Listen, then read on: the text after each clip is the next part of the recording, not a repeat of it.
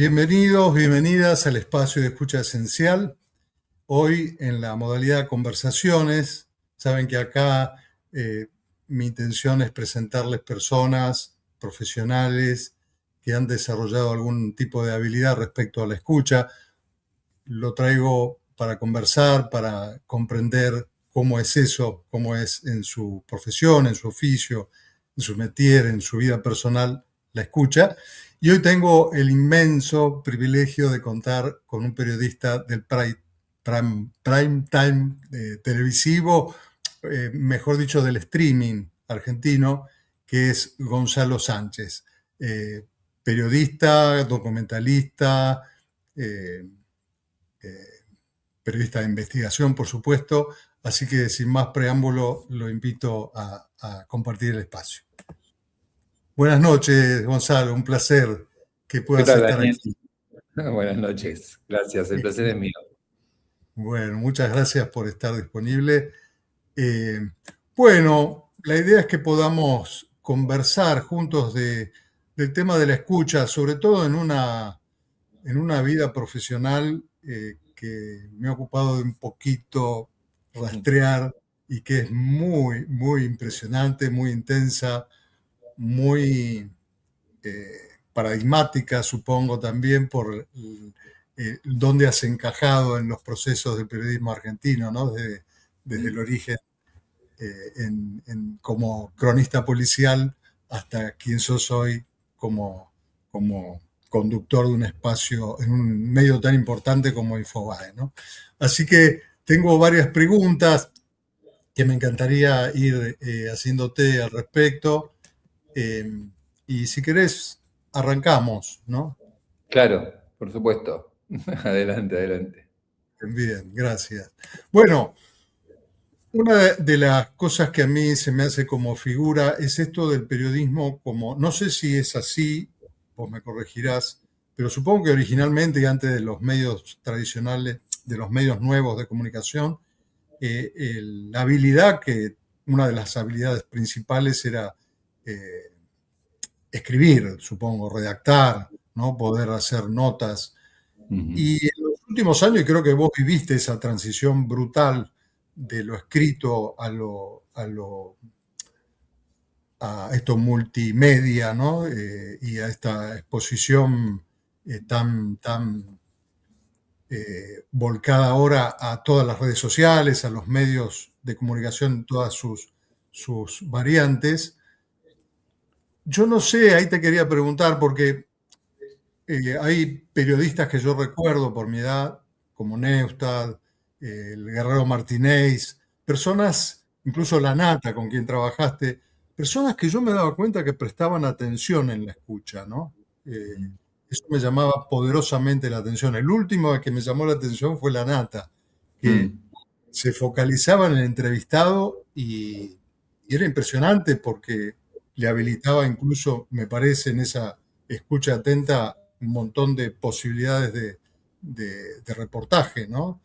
Se ampliaba eso, supongo. Sí. Entonces, yo quiero preguntarte si eso es algo que vos sepas que eso se enseña hoy o es un poco la modalidad, el mérito, la habilidad que desarrolla cada, cada periodista. Ujú. Bueno, a ver, mira, me parece que no, que escuchar no se enseña. Ahora me lo estás haciendo pensar, ¿viste? Me estás haciendo pensar en algo en algo en lo que con frecuencia no pienso. Tengo la sensación de que nadie te enseña a escuchar. En todo caso, a lo largo del tiempo, el oficio por un lado y lo que pueden hacer las escuelas, las universidades, los terciarios que enseñan periodismo, es, bueno, ayudar a desarrollar de alguna manera el músculo de la curiosidad. Pero a veces, incluso ahora también, mientras lo digo y pienso que cambió tanta nuestra profesión, desde que yo empecé hasta este momento, eh, que me cuesta creer que alguien se detenga a explicarle, no sé, a alguien que quiere ser comunicador en esta arena, ¿no? En esta arena del mainstream y del media, que la escucha es un valor. no lo digo como algo bueno, lo digo como algo quizá delicado. Pero creo que a mí no me enseñaron a escuchar, pero sí me dieron, tuve buenos ejemplos. O sea, a mí nadie me explicó que había que escuchar hasta que un día la nata me dijo, es más importante prestar atención a lo que dicen que pensar en la pregunta que vamos a hacer. Eh, mi capacidad de escucha se fue desarrollando de una manera muy natural. Eh, no sé, quizás vengo del periodismo escrito y de un periodismo menos estridente, de un periodismo más de- de experiencia física, ¿no? En el sentido de que había que ir a los lugares a buscar la información, había que tomar contacto con personas una y otra vez. No sé, hasta para conseguir un dato biográfico había que ir a un archivo y pedirle al encargado del archivo que nos bajara todos los recortes sobre ese personaje y ponernos a leer, y pasábamos tiempo en el archivo en silencio. Una, una dinámica de laburo que se extinguió, te diría, por completo. Eh, Ahí quizá... perdón, ahí te pregunto entonces, Ujú. eh, lo que se perdió, ¿qué es? El poner el cuerpo, que todo pase a ser simplemente una imagen, pase a ser... ¿Cómo es La, eso? la- la velocidad se convirtió en una especie de leitmotiv, o la velocidad es el imperativo, ¿no? Siempre hubo que ser los primeros en poner una noticia, dar una primicia, pero los primeros en términos de conseguir la información y tenerlas solamente nosotros. Ahora la velocidad es, como la noticia la tienen todos, la noticia la puede tener cualquier persona, con su teléfono la puede dar, la puede publicar. La velocidad irrumpió en el mundo del periodismo como una especie de imperativo. Entonces quizá eso agota el tiempo de la escucha, porque la escucha requiere de soltar también, de soltar y de postergar el resultado. O, Y o yo sea vengo de que, una época, sí, perdón. y yo vengo de una época en la que había un tiempo para construir las cosas. Había un tiempo, porque incluso el tiempo breve de los diarios, era todo un día de trabajo para construir un artículo. Entonces había un día entero, una tarde entera, para entender un tema, construirlo a lo largo de las horas, conversar con las personas que hubiera eventualmente de conversar, escribir en velocidad y publicar al día siguiente. Entonces, esos eran tiempos muy provechosos en todo caso, para escuchar. Y ni te cuento en las revistas. Yo trabajé 8 o 9, casi te diría, sí, mis 8 primeros años fueron en periodismo de revistas. O sea que había una semana o 4 días, 5, para escribir una nota, para escribir un artículo. O sea, una semana, me daban un tema el viernes y yo lo tenía que escribir el jueves de la semana siguiente. Y eso implicaba irme el martes o el lunes a ver a una persona y dedicar la tarde a conversar con esa persona, y el miércoles ir a ver a otras dos y tomar un café. Entonces, básicamente era un ejercicio, ahora que lo pienso, de escucha, de conversación. Y recién el jueves me ponía a escribir. Entonces la escritura era una escritura muy solvente, porque vos tenías al cabo de 5 días un puñado de buenas conversaciones con personas que sabían del tema que a vos te habían encargado. Incluso si el tema era el escándalo del momento, porque el escándalo se retroalimentaba con el correr de los días, pero vos estabas montado en una especie de viaje productivo, ¿no? Reuniendo, conversando. Entonces creo que quizá ese periodismo de fines del siglo XX, que llegó hasta el 2010 o hasta el 2014, porque el 2014 que irrumpe el teléfono inteligente, ahí me parece donde cambia todo. Pero me parece que ahí hay un punto de quiebre que quiebra incluso en las redacciones, en nuestra forma de trabajar, que es cuando irrumpe el teléfono, bueno, a determinar que las cosas son de otra manera. Y ahí entonces el tiempo de la escucha cambia. Bien, es interesante porque mientras lo ibas relatando a cómo era el proceso de hacer una noticia, de escribir una noticia, me daba la impresión que fuera algo placentero, es decir, tenías tiempo, podías pensar, podías revisar, podías escribir, podrías desarrollar una relación con aquel que te daba la información. Sí, mira, te digo algo, ahora me estoy acordando, está buenísimo, haces acordar, me da un poco de nostalgia. Eh, yo trabajaba, para ganarme unos mangos más, yo trabajaba en la revista Noticias, pero ese era mi trabajo estable, ¿no? De todos los días, con un montón de periodistas que hoy son muy conocidos y son mis amigos. Eh, y para ganarme unos mangos más, había una revista en México, que todavía está, creo, se llama Gato Pardo, es una revista de crónicas, una revista de notas de 15 páginas que compraban notas a periodistas de toda Latinoamérica. Y entrar ahí era espectacular porque nos pagaban en dólares. Pero esas notas te las compraban 2 meses antes de publicarlas. Por lo tanto, trabajabas 2 meses en un artículo. Mirá, a la Nata lo conocí así, porque un día, estando en la revista Noticias, le ofrecí al editor de Gato Pardo en México un perfil de Jorge Lanata. Y me dijo que sí, y lo contacté a la Nata para hacerle una entrevista, pero que la entrevista básicamente consistía no en una entrevista, sino en seguirlo en su vida, estar con él 1, 2, 10, 5 días, acompañarlo, observarlo, escucharlo. Y al cabo de un mes empezar a escribir. Entonces, básicamente, ahora que lo pienso y te lo estoy contando y voy improvisando sobre la experiencia, era básicamente, sí, reunir mucho material de escucha, mucho material de mirar, de observar, más que preguntar, de hacer silencio. Ahí hay algo que se me ocurre como hipótesis, ¿no? Que sucediera, y es que en esos tiempos orgánicos de seguir a un entrevistado, a alguien a quien tenés que investigar, y vos de eso tenés mucha práctica por los libros que escribiste, me olvidé de mencionar eso, sos escritor de varios libros. Eh, digamos, hay un desarrollo de una sensibilidad y de hasta de una estética, supongo, en esa práctica, Sí, ¿no? sí, ahí había también había una motivación narrativa de, de hacer textos de calidad. Había un tema ahí justo esa época que te cuento coincidió con un auge, un último auge del periodismo escrito, que fue el de la crónica latinoamericana, el de la crónica narrativa latinoamericana. Y yo estuve dentro de ese fenómeno, participé de ese fenómeno de un grupo de periodistas muy jóvenes que también queríamos ser escritores y que coqueteábamos con la literatura.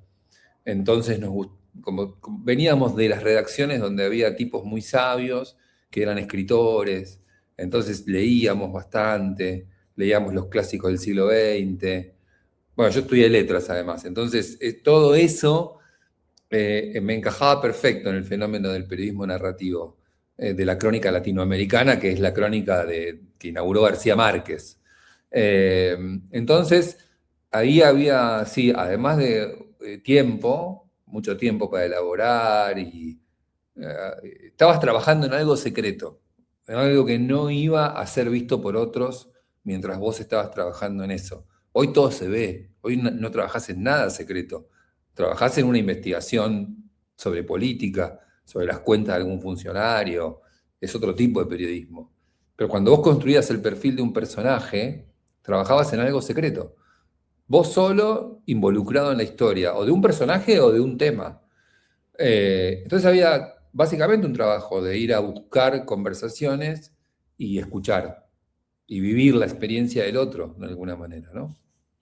Bien, o sea que eran cronistas, eran escritores, eran personas que necesitaban poner los pies, poner las manos en el asunto, ¿no?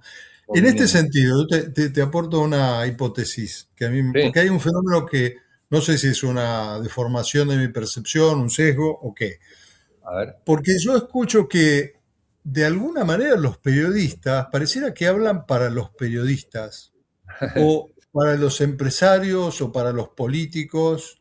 Ujú. Entonces es como si fuera un submundo al final que está expuesto al público, pero yo Sí. escucho como que están hablando para sí mismos, ¿no? No sé si es esta falta de tiempo, de escucha, lo que hace que en definitiva tengan que cerrarse sobre sí mismos en lo que tratan para no perder el tren, para no perder el ritmo, ¿no? No sé si es muy disparatado lo que te digo. No, no, no, no, es una buena observación, la verdad. No, no. Los periodistas hoy están de alguna manera condicionados por el contexto en el que laburamos.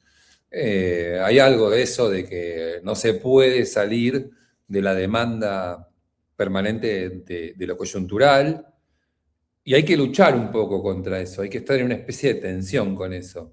La principal crítica que yo le hago al medio en general y a los periodistas de actualidad en particular. Yo les cuestiono mucho la falta de creatividad y que muchas veces, ¿sabes qué? No me pongo ahí porque la verdad que mi pelea es todo el tiempo esa.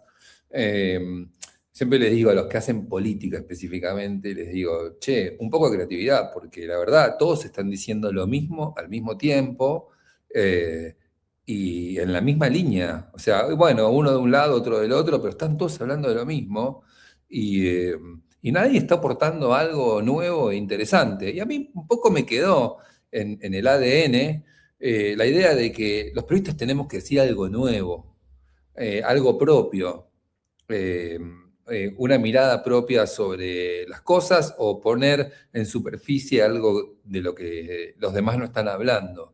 Y no necesariamente una denuncia, puede ser un fenómeno o algo que está ocurriendo a la vuelta de la esquina y traerlo y ponerlo como un tema. Ese siempre fue mi juego, ¿eh? No, no, ahí no. Es algo que todavía hoy me pasa, ¿eh? Digo, ¿cómo Bueno, hacemos para. de alguna manera yo lo noté, por eso te convoqué. Así que un poco se escucha esa preocupación, ¿no?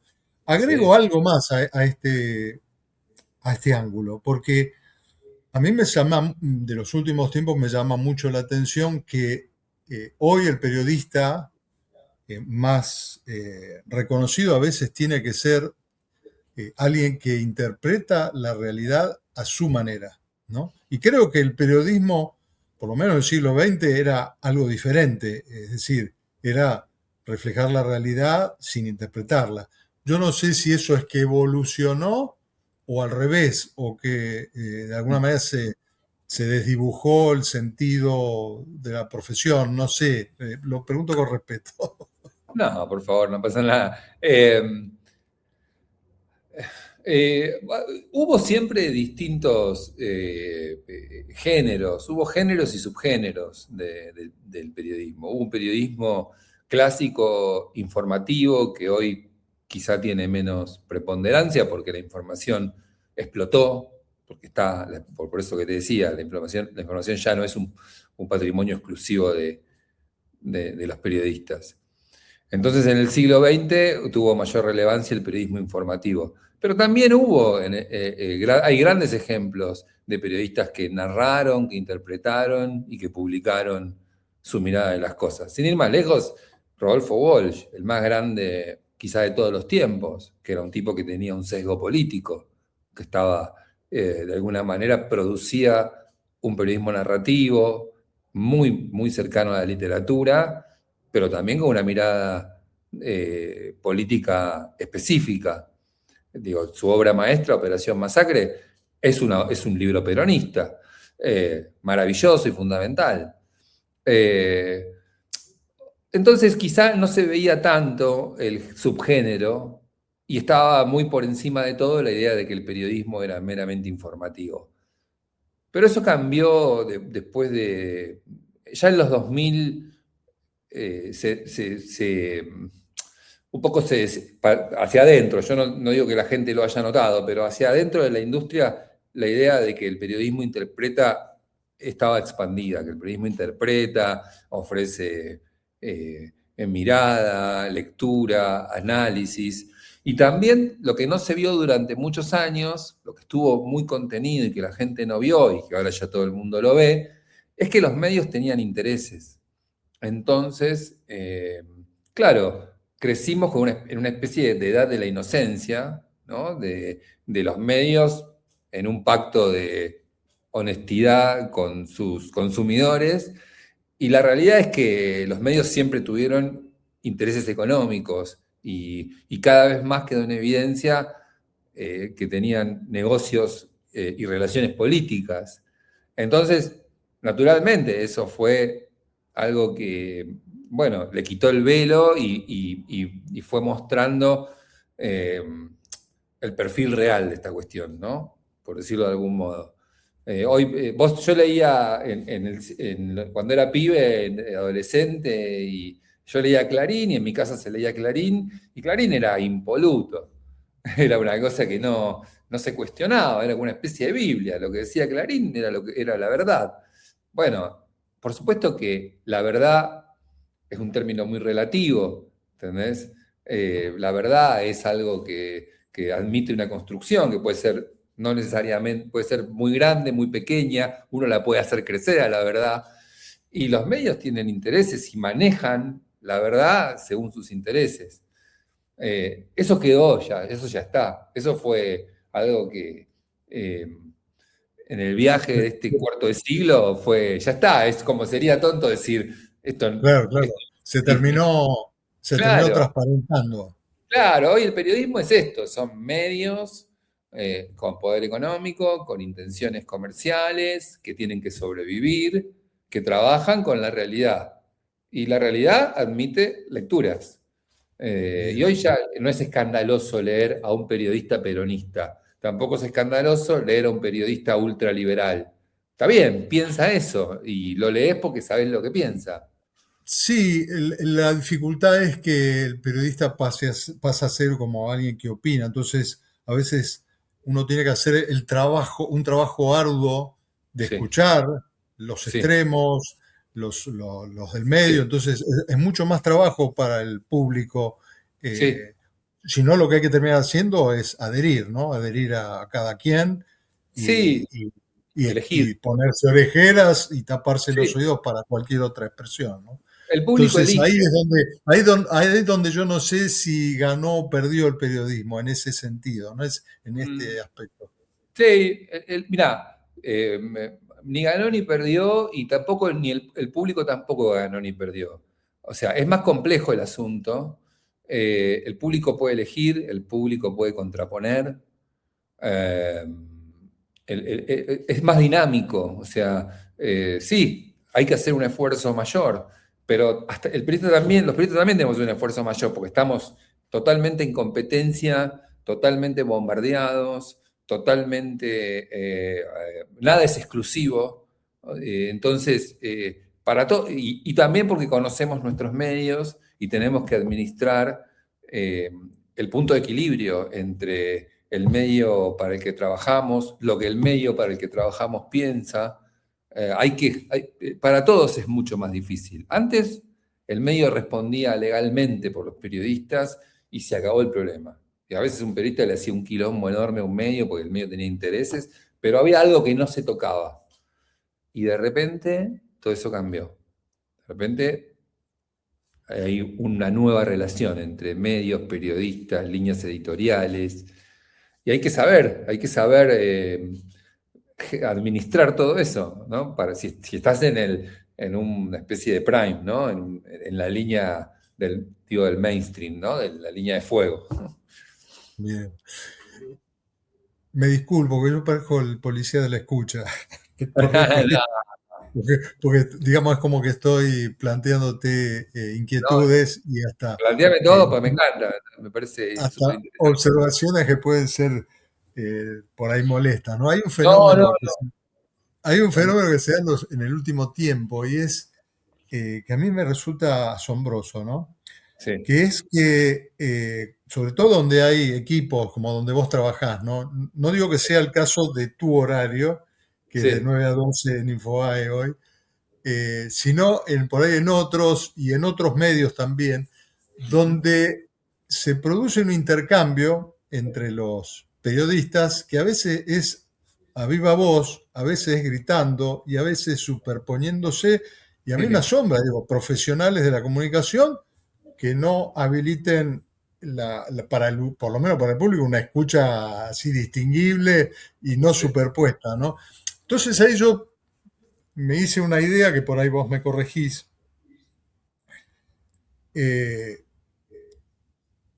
si es que la velocidad de los canales de difusión, de de los canales eh, de los medios virtuales, digo, ¿no? Todos los medios que hoy imponen esta velocidad de 1 minuto 30 y ya es 1 minuto 30, ya es demasiado para la atención, ¿no? Si es que eso incentivó una velocidad en el habla, una velocidad en la superposición de lo que se dice, que de hecho me parece que hasta Milei es producto un poco de ese estilo, así como vociferando, ¿no? En un panel antes de que fuera presidente, ¿no? Es decir, ahora hay que gritar para que el otro no solo escuche, sino para tapar al otro, ¿no? Sin querer. Yo digo, de ahí se vuelve, de ahí se puede recuperar ahí un ejercicio que sea más tranquilo, más saludable, más placentero, o eso por ahí es muy placentero, no lo sé. Pregunta.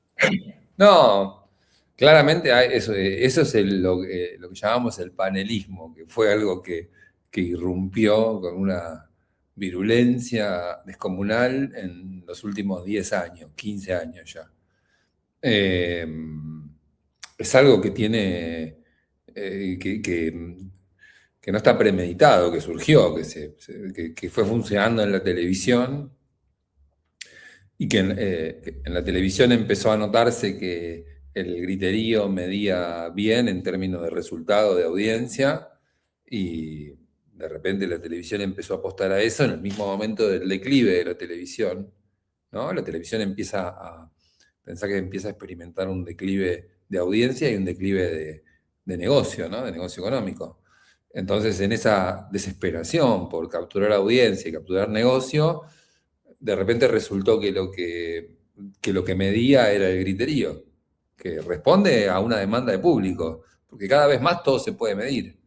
Entonces, eso fue en detrimento de la profundidad, del silencio, de la creatividad, de las conversaciones prolongadas. Después apareció el streaming, que es una variante muy novedosa que todavía estamos descubriendo, donde no importa el momento en el que sucede, sino los recortes que se hacen después. Entonces eso nos dio la posibilidad de hablar un poco más extendido. Eso no quiere decir que no nos peleemos ni nos matemos con mis compañeros, porque cada tanto nos agarramos. Eh, pero el streaming no mide como la televisión el momento. Se mide, pero no importa. Todavía no es un número, un volumen que genera rentabilidad. Eh, lo que realmente mueve, el rating del streaming es el recorte, es lo que viraliza después, esos 2 minutos, que también tiene su cuestión negativa, por supuesto, porque todos ven 2 minutos y no ven los 30 minutos que dura una charla. Pero tiene como positivo que el streaming nos da como una amplitud más para la creatividad, como un tiempo para probar cosas. O sea, hoy tuve 2 ideas esta mañana y le pasé a mi productora los 2 temas que me parecían que estaban bien para una conversación. Y eso es, el streaming abre un tiempo novedoso que estamos explorando. Eh, por supuesto que ya empieza a pasar esto de que hay que presentar los temas de un modo, porque después está el recorte y hay que pensar el recorte y cómo, y que tenga un gancho. Todo eso es algo nuevo de este subgénero, pero yo encuentro que durante el tiempo que estoy al aire, de alguna manera encontré un espacio para conversar y para profundizar con algunos entrevistados, que yo también lo venía entrenando mucho a la noche en la radio. Yo tuve esa suerte de hacer radio de noche, que ahí hay algo que es mágico todavía, que la radio de noche no tiene ruido. Entonces, yo hice radio desde que nació mi hijo en 2016 hasta que renuncié para hacer esto en 2024. Trabajé de noche en radio. Hice radio con Jorge Fernández Díaz, con Cristina Pérez y después solo. Y después hice solo la noche y el último año con Marcelo Birmacher, que es escritor y escucha. Entonces, en la radio nocturna todavía hay como una especie de último refugio de la conversación sin ruido, sin griterío de panelista. Entonces, ahí estoy. Esas son mis aguas, ¿no? Entre la radio y el streaming. Y el streaming es un poco el mismo ejercicio, pero con una mesa. Pero sin la premisa de gritarnos. De hecho, nos retan mucho cuando perdemos el control por cucaracha. Nos dicen, no se entiende nada, no griten más. En la televisión sería, dale con todo que está midiendo. Dale, grita más. ¿Entendés? Hay un detrás de escena que es clave en lo que uno después, en el resultado, ¿no? Pero bueno, Está bueno, o sea que ganaste con el streaming y con la experiencia de la radio, ganaste espacio, tiempo, ralentizaste la sí, escucha, a mí la conversación. claro, a mí cuando me llamaron para hacer este laburo que yo hago ahora, que me llamó Daniel Haddad, eh, y yo le pregunté, le digo, pero vos qué, le digo, ¿vos qué querés de mí? Le digo, y él me dice, que hagas exactamente lo mismo que haces en la noche en la radio. Le digo, yo en la radio hablo, converso, cuento historias, cuento películas, entrevisto escritores. Para mí es más importante la vida que las noticias, le digo. Me dice, quiero exactamente eso. Entonces, bueno, el año pasado fue un año donde yo di todo lo que traía. ¿Entendés? Ahora estamos como en todo segundo año, como de crecimiento, con los problemas del crecimiento, que son problemas positivos, ¿no? De acomodar el formato, ya esto creció, entonces va surgiendo la línea homogénea, ¿no? Que atraviesa desde la mañana hasta la noche todo, como todo medio tiene un manual de estilo. El año pasado fue una isla espectacular, novedosa. Entonces, ahí están los elementos, ¿no? Que permitieron un poco llegar hasta acá. Bien. Te hago una pregunta, por ahí te suena extraña, pero me parece para mí es un misterio. Yo trabajo de escuchar, ¿no? En mi espacio de escucha como counselor, escucho para aceptar a la persona. Y para mí es un misterio cómo es escuchar a alguien para denunciarlo finalmente o que tenés cierto indicio de tener que denunciar eso que escuchás, ¿no? ¿Cómo es convertir una escucha atenta, sincera, en una evidencia de algo que no está bien? ¿Cómo es eso? Mirá, en general cuando pasan situaciones así, eh, me parece que las cosas se plantean de antemano.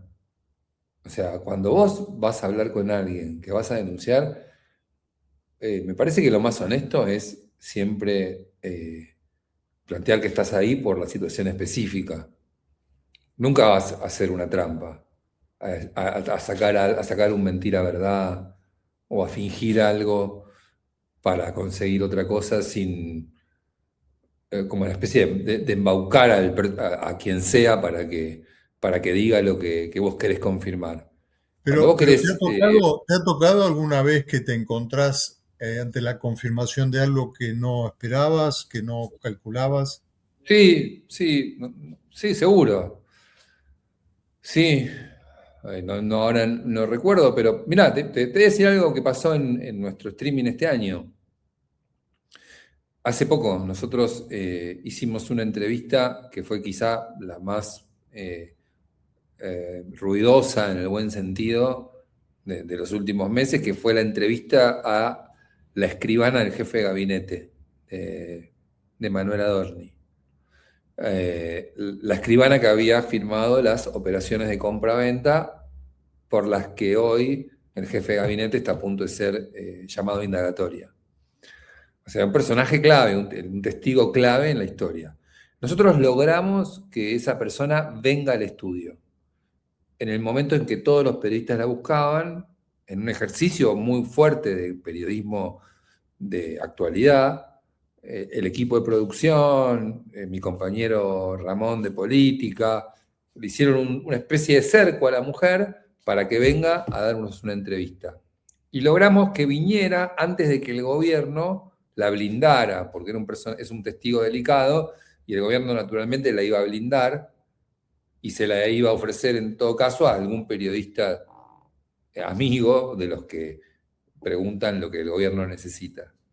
Entonces estábamos al aire y me dicen por acá, mirá, vino, yo pensé que no iba a venir. Me dicen, vino la escribana. En el ojo de la tormenta, en el ojo del huracán, esta mujer vino. Y yo dije, bueno, que pase, ¿no? Entonces cuando se sentó esta mujer, nosotros le íbamos a hacer muchas preguntas, la íbamos a poner en una especie de tensión a la mujer. La íbamos a poner en una especie de, bueno, explique lo inexplicable, ¿no? Pero nada de eso, de las reglas del juego, naturalmente las planteé, me tocó plantearlas a mí de entrada. Entonces le dije, mire, sobre usted se dicen muchas cosas, está todo el periodismo y toda la Argentina queriendo saber cómo se armaron estas operaciones, y yo le quiero hacer, nuestro equipo, le queremos hacer todas las preguntas que sean posibles, para que no queden dudas. Se lo vamos a hacer con mucho respeto, pero gracias por venir, pero sepa que nosotros queremos preguntarle mucho sobre esto. Entonces, básicamente es eso, mire señora, acá nos vamos a convertir en perros de casa y vamos a ser duros con esto. Acá vamos a abandonar nuestro rol de a menos, vamos a ser duros. Y resultó que la mujer era un personaje, y nos respondió todo. Y esa mujer creo que le quitaron la matrícula por esa entrevista que dio, se vio perjudicada. Pero fue un juego honesto, un Claro. juego real. O sea, y si yo tengo una investigación y voy a denunciar a alguien, bueno, a mí me enseñaron que se llama por teléfono a la persona y se le explica lo que uno tiene para decir. Y se le da a esa persona la chance de desmentir, de contraponer, de ofrecer elementos. Eso funciona así en el periodismo que yo hago. Después hay un periodismo muy sucio, muy contaminado, que eso ya es que hace operaciones de prensa, que eso es otra cosa, una operación de prensa. Claro. Es decir, bueno, toma esto y sin preguntas vamos a matar a tal. Eso no lo hice nunca, por Bien. suerte. Gonzalo, pretendo abarcar varias cosas, dado que me puse al tanto de todo lo que has hecho, ¿no? A mí me resulta interesante esto de llevar la oreja y el cuerpo ahí donde está también la información, ¿no? Como corresponsal cuando empezó la guerra de Ucrania, ¿no? Sí. ¿Cómo para quienes vivimos acá, digamos, poco acostumbrados a conflictos armados, gracias a Dios, poco acostumbrados a terrorismo, a confrontaciones así bélicas o más allá del delito común, ¿no? ¿Cómo es escuchar a las personas que viven en entorno de guerra? ¿Cómo es escuchar? Supongo que escuchaste los sonidos que tienen que ver con eso, ¿no? Las bombas, el llanto. ¿Cómo es eso? ¿Cómo lo podrías dimensionar para quienes vivimos lejos, gracias a Dios, por el momento de eso? Mirá, con cubrir una guerra me pasa algo extraño. Básicamente que las guerras se siguen cubriendo los diarios, sobre todo, se siguen cubriendo como en el siglo XX. Se siguen cubriendo yendo a la guerra. Se siguen cubriendo territorialmente, mandando periodistas al lugar. Por lo tanto, tiene algo del periodismo que ya no existe. Eso como primer punto, y es un periodismo que uno amó, que yo amo, que es el periodismo de ir a los lugares para contarlos. Ahí sí sos una especie de el privilegiado que está viendo algo en el lugar en el que hay que estar. Entonces tiene una emocionalidad para el que hace este trabajo especial, algo que es como todo el tiempo querés estar, es como medio adictivo, sobre si te gusta, ¿no? Es adictivo, hay que querés estar, querés ver, querés acercarte, querés escuchar a las personas, querés tomar contacto con el drama, querés ver hasta el peligro. Hay algo ahí de ir todo el tiempo un metro más cerca del peligro. Perdón, Eh, ahí te hago una breve pregunta. Entonces vos decís que la curiosidad o el interés puede ser más que la afectación sí, personal. definitivamente, definitivamente. La guerra a un periodista que está involucrado y fascinado con estar ahí y comprometido, hay algo que funciona de otro modo, que uno no está conmovido por el dolor, está con una especie de coraza y está comprometido con narrar lo que ve. Por lo menos esa es la sensación que yo experimenté y que, bueno, varios que conozco hemos compartido. Entonces estamos todos en una especie de aventura en medio del drama, ¿no? Estamos todos ahí en una especie de película, ¿no? Ese para mí es como una especie de último refugio del buen periodismo, del movimiento, del viaje, del contacto con la gente, de otra vez la conversación, de poder observar, tomar nota y después escribir o hacer un informe y contarlo. Entonces, la verdad, uno escucha bombas que caen cerca o misiles que pasan por arriba o te encontrás con un cadáver en un campo, eh, o estoy en una trinchera y con un arma, o con un escuadrón que está por entrar en combate y por ahí muchos de esos van a morir. Pero vos estás como ajeno, tenés una especie de algo que te protege de la sensibilidad, ¿no? Como si tuvieras un callo, ¿no? Y no duele, ¿no? No te lastima, algo no lastima. Entonces haces una entrevista con alguien que abandonó su casa porque, por ejemplo, me pasó en Bucha, en un lugar cerca de Kiev, de que estaba en un lugar en un momento en que la gente escapaba, cruzaba un puente y estaban los rusos del otro lado. Y la gente escapaba de los tiros, de las bombas, de los misiles, de un asedio. Y la gente escapaba y estaba la Cruz Roja, y había un operativo, y uno estaba tratando de hablar con esa gente, pero no estaba afectado. No sentía yo no vivía el drama, yo era un espectador del drama. Entonces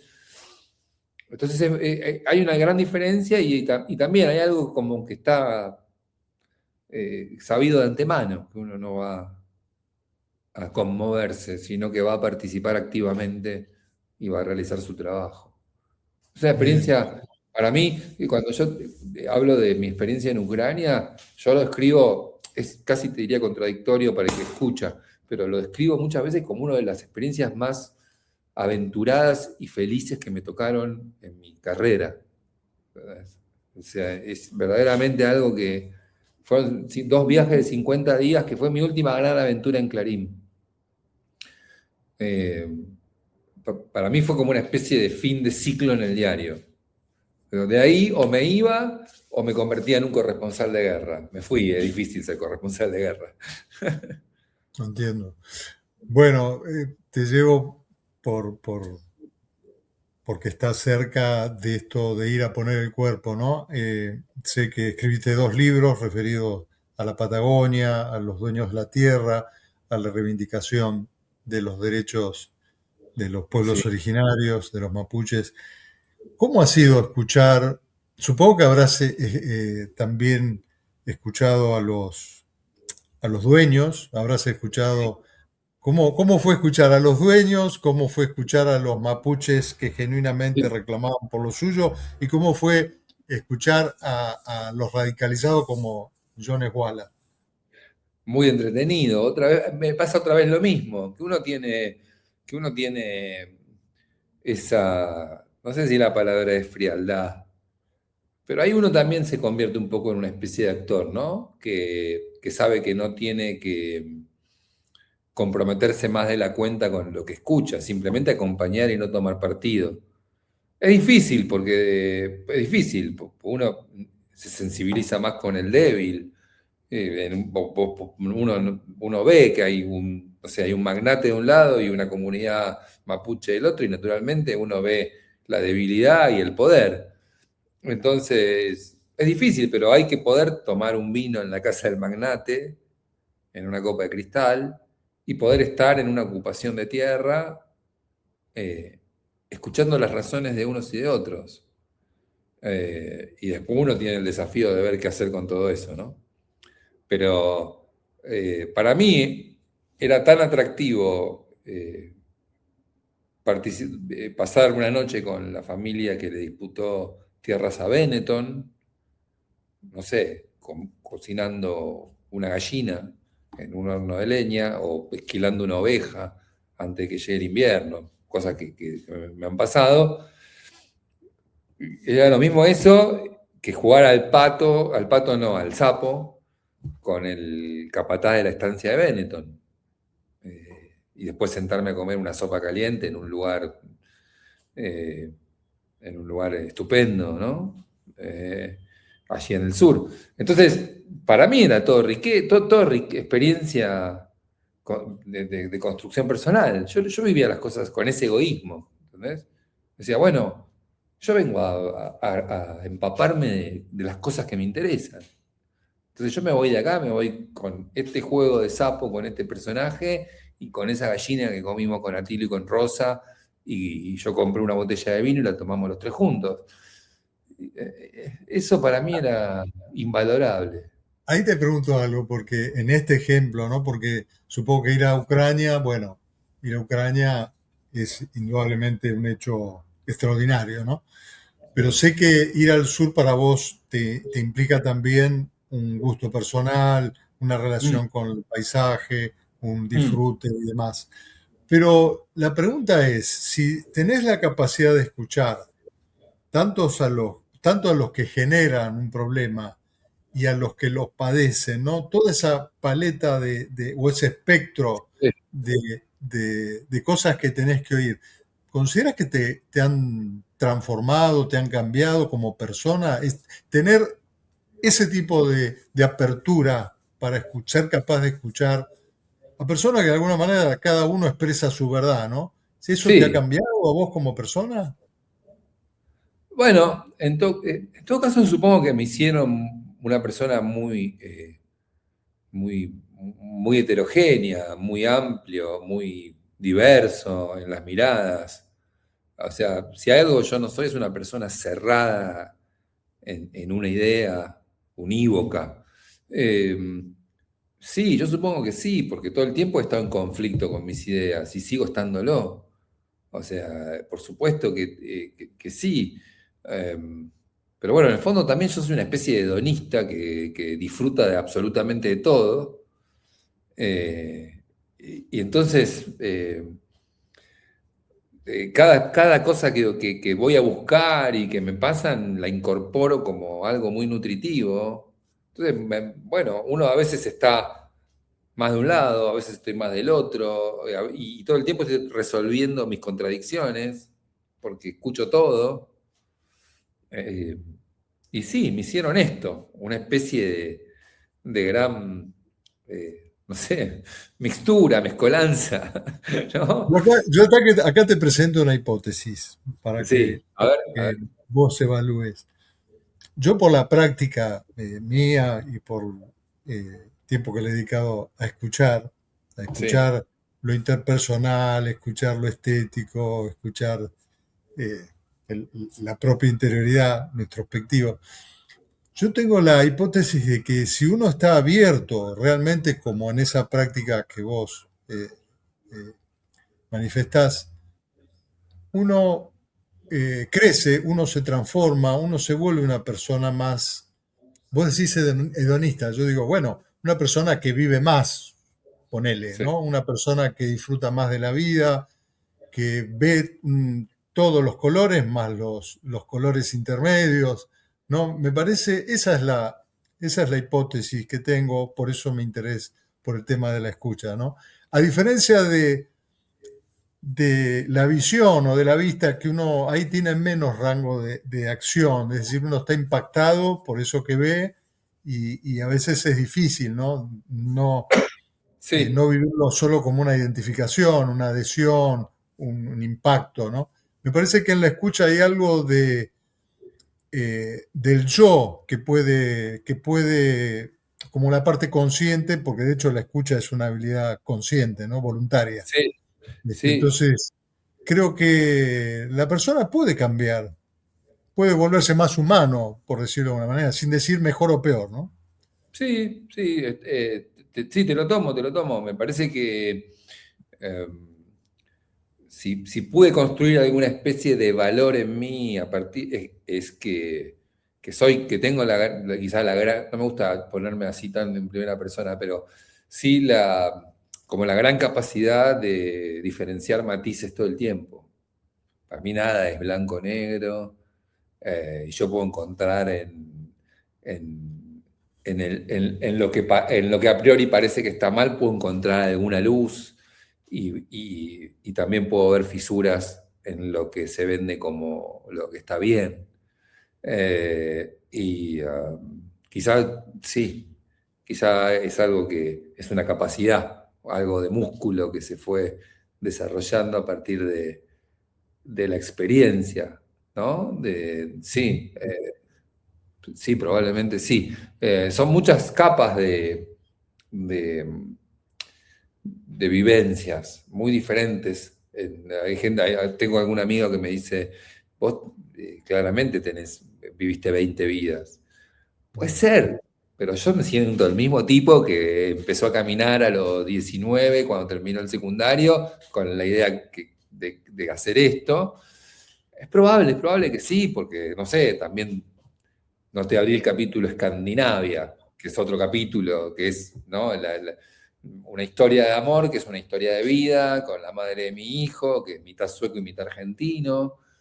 Entonces también la vida me llevó a Escandinavia y voy y vengo de Suecia y de Dinamarca en estos últimos años, mucho, porque además vive mi hermano en Dinamarca. Entonces,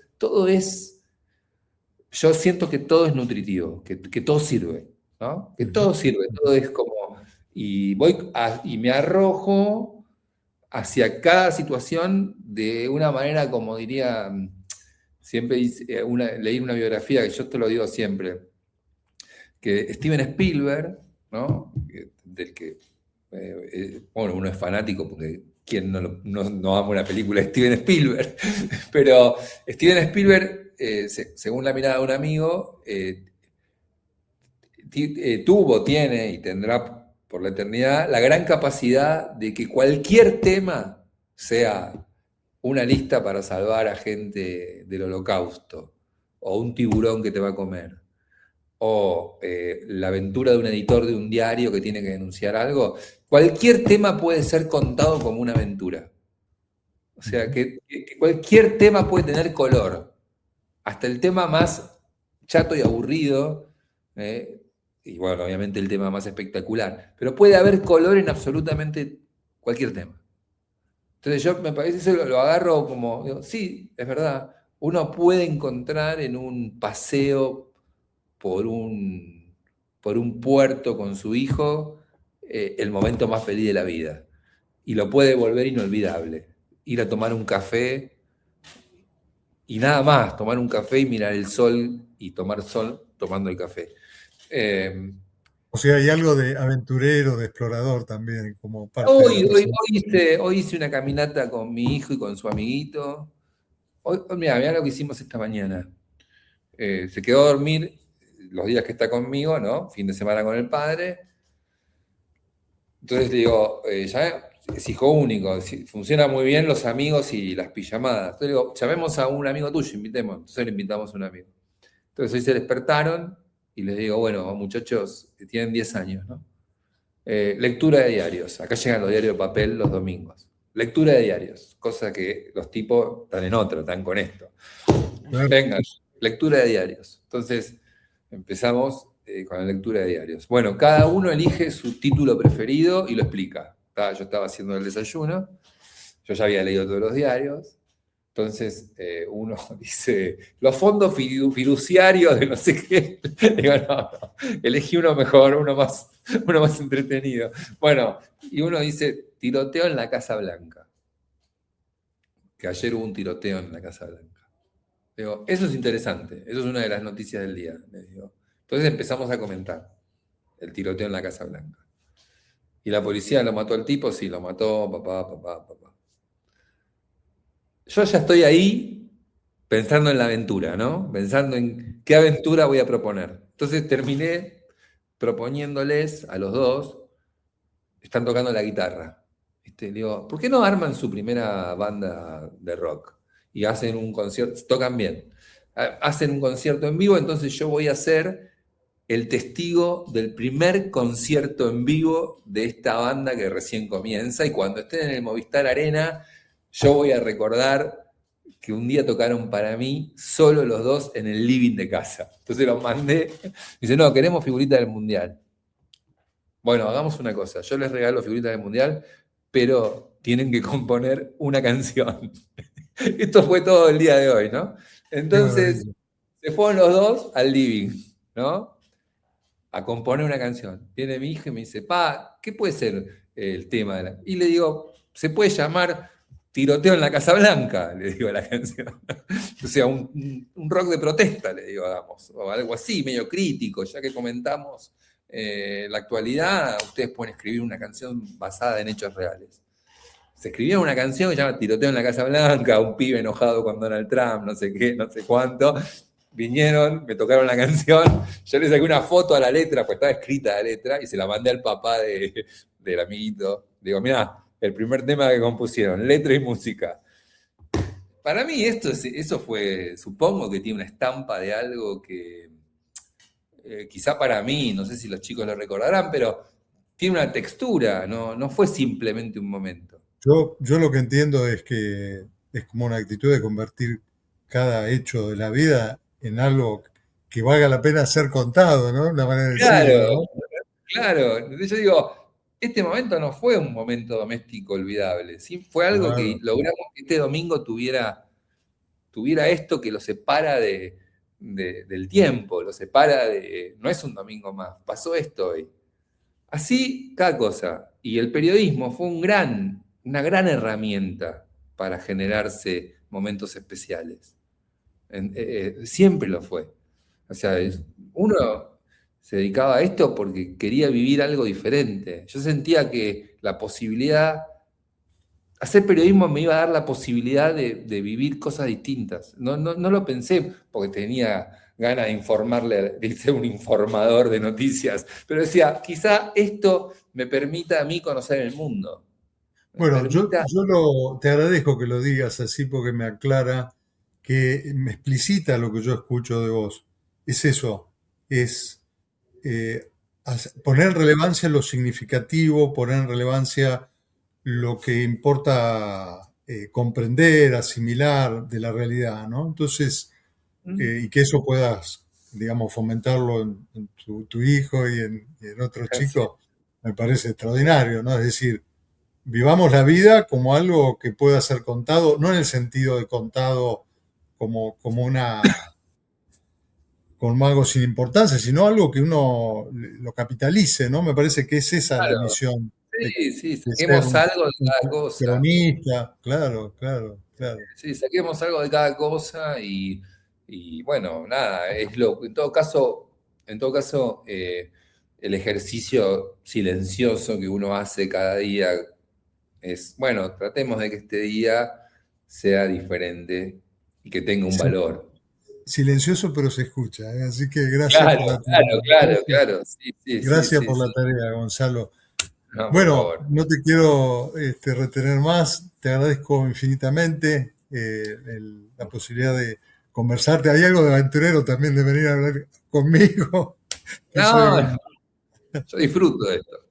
Ah, bueno, bueno, me alegro mucho. No sé si querés agregar alguna cosa más que te interese. Estamos, Nada, creo estamos, que estamos. todo dicho. Un placer enorme, Gonzalo. Daniel, lo que Hasta necesites. siempre. Te sigo Estamos en hasta cuando contacto. escribas el libro de tus memorias. Dale, dale, un lujo, dale. Un abrazo grande. Abrazo. Chau, Adiós. chau.